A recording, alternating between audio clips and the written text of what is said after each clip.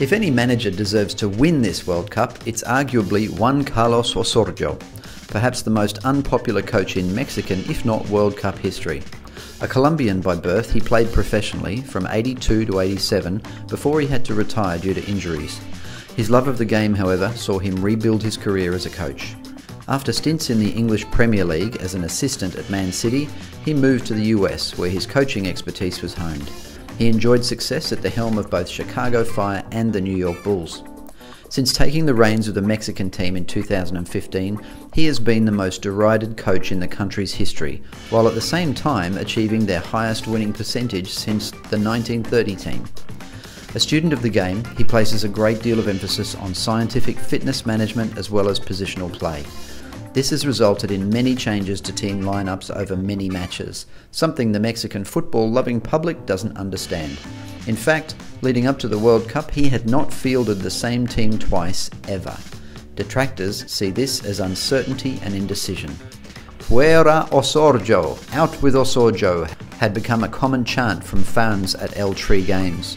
Even the press continued to taunt him with insults, even when El Tri, the Mexican team, win. Perhaps wiser than the public, the Mexican Federation never wavered in its faith in Osorio.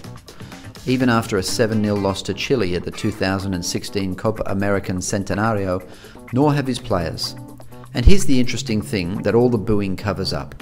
There is every reason to think Mexico is in better shape for Russia 2018 than El Tri was 4 years ago at Brazil, or even 8 years ago at South Africa.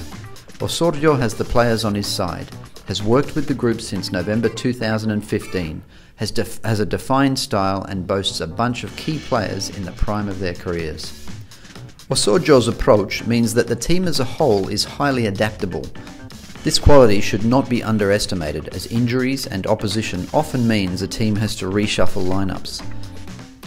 In this team, the coach has many players used to playing in multiple positions. It also lets them shift from a 4 at the back formation to a 3 at the back with ease and effectiveness.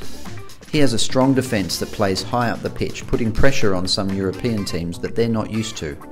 He also has youth on his side. This may make all the difference up front, with the team showing signs of creativity and instinct in warm-up matches. Watch for a no-fear approach from this team. After all, what has Osorio got to lose? What he has done, though, under ridiculous pressure, is change Mexico's style of football for the better. As football changes globally, adaptability is becoming more important than anything for national teams. A true coach's coach will have prepared for anything, and no one can say this man has not done that. Mexico has a strong heritage of making it through the group stages of World Cups. If Osorio can get El Tri through theirs this year, I would not be surprised if we saw them in the quarters or the semis. Time will tell how Mexico's football-adoring public judges this coach. One thing's for certain, they don't know what they have.